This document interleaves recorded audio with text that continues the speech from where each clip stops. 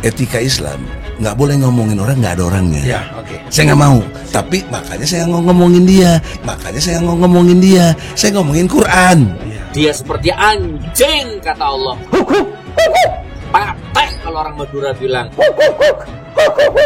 Asu jare wong Jawa. Ini dia kan seorang yang ngaku katanya Islam.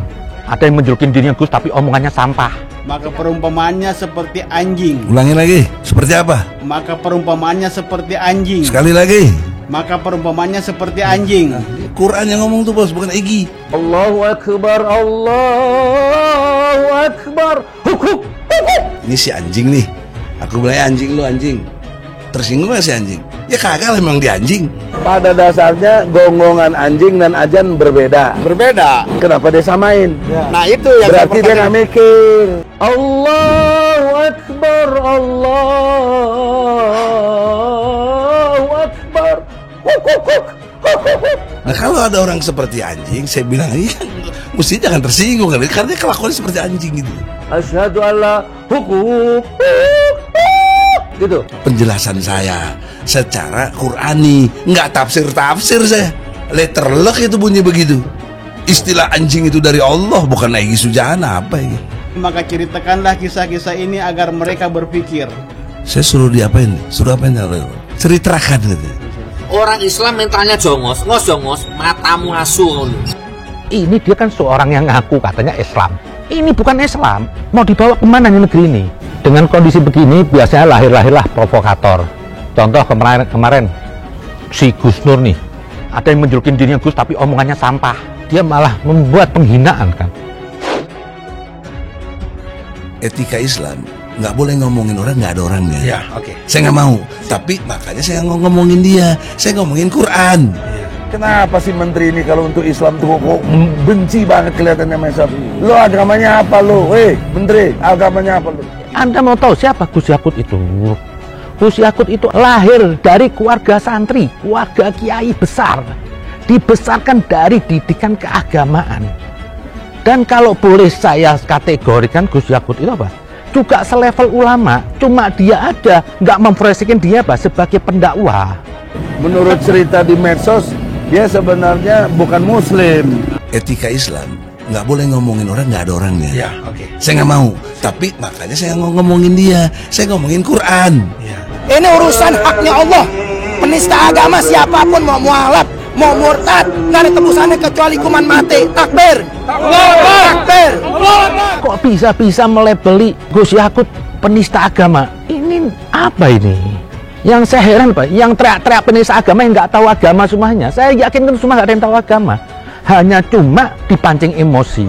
Dan ingat, nggak perlu umat Islam memberikan maaf kepada Yakut karena bukan hak umat Islam.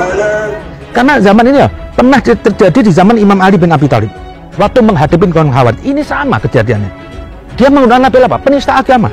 Kaum Khawarij untuk membantai Imam Ali. Ali bin Abi Thalib, orang yang disucikan Allah, mantu Rasulullah, yang bersama Nabi dari kecil, nggak pernah kafir, dilahirkan di Ka'bah, tapi dibantai oleh umat Islam dan dituduh dibilang pelit penista agama. Dan akhirnya apa? Dikafirkan. Siapa yang membunuh? Ahli agama, ahli ibadah, hafal Quran. Lah, ini sekarang terjadi. Masa ini terjadi saat ini. Ini kalau kita nggak sikapin, ini akan terjadi, mengulang. Apa kata Imam Ali? Waktu menghadapi kaum Khawarij, kaum radikal, mereka juga bertopeng agama. Dia dididik kita apa? Pakai hukum Tuhan. Kita harus bertuhan, pakai hukum syariat Islam. Oh, harus Islam. Ucapan yang benar, tapi dengan maksud batil. Lah, bisa juga diterjemahkan jargon-jargon indah, tapi dibaliknya apa? Ada agenda busuk. Lah, ini sedang terjadi. Kalau dia dilaporkan menodai agama, kita perlu tahu bagaimana sih mestinya melihat persoalan penodaan agama. Apakah memang ada penodaan agama? Dan kalau ada itu, apa kriteria-kriterianya yang valid, yang jelas gitu, supaya itu tidak menjadi bola liar, seakan-akan siapapun boleh melaporkan orang lain hanya karena berbeda pendapat, hanya karena dia memahaminya demikian. Kalau seseorang dituduh menodai atau melecehkan atau menghina atau menistakan agama, apapun istilahnya, ya dilihat dulu pertama apakah konteksnya itu dia sedang membuat sebuah pernyataan yang menghina agama ataukah tidak. Yang paling masuk akal orang menghina agama bila dia tidak menganut agama itu? Ya, mana mungkin dia menganut agama itu artinya menganggap agama itu benar, berarti dia menganggap agama itu sakral. Tidak mungkin seorang menganut sebuah agama lalu dia menghina agama itu, tidak mungkin. Ya, karena kenapa? Karena dibandingkan dengan anjing, gitu. Itu dibandingkan yang menggonggong, gitu kan. Ini sangat keterlaluan. Pada dasarnya gonggongan anjing dan azan berbeda. Berbeda. Kenapa dia samain? Nah, itu yang Berarti dia nggak mikir.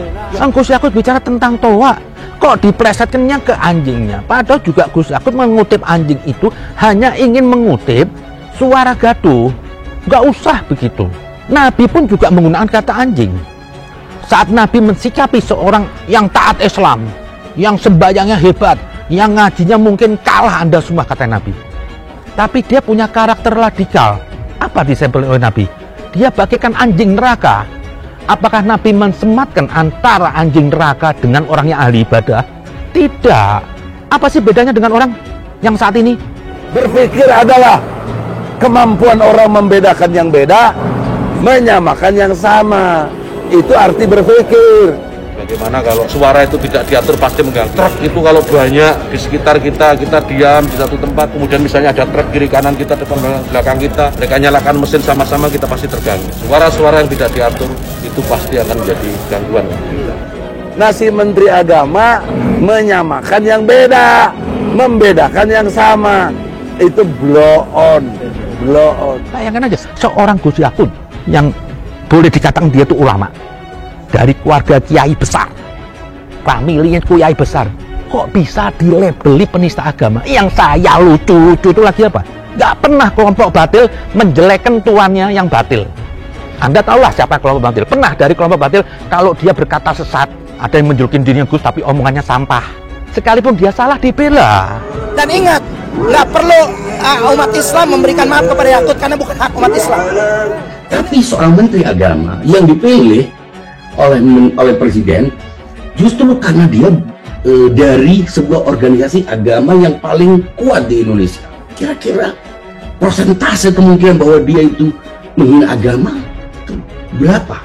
Itu yang perlu dilihat. Apakah dia saat menyampaikan itu ada ekspresi kebencian, ada kesengajaan atau tidak? Maka tapi kesalahan dalam penyampaian itu tidak kemudian bisa dianggap sebagai penodaan terhadap agama. Kenapa? Dia menganut agama itu. Dan dari pernyataan dia tidak menganggap agama itu sama dengan golongan anjing. Tapi kebisingannya bisa sama. Bisa sama-sama mengganggu. Dan saya kira kalau soal kebisingan itu umum. Mau dari manusia, mau dari anjing, semuanya kalau bising terganggu. Apakah kemudian hanya karena kesamaan dalam memahami kebisingan kemudian dia bisa dianggap sebagai menganggap azan itu sama dengan gonggongan anjing? Tidak mungkin mengucapkannya. Allahu Akbar, Allahu Akbar. Asyhadu alla hukuk. Gitu. Seumur hidup saya belum pernah lihat ada orang azan kok kayak gitu.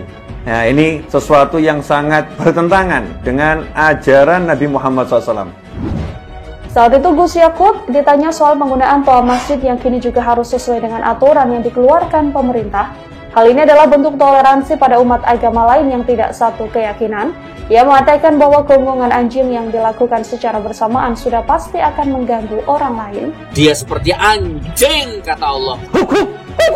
Patek kalau orang Madura bilang. Asu dari wong Jawa.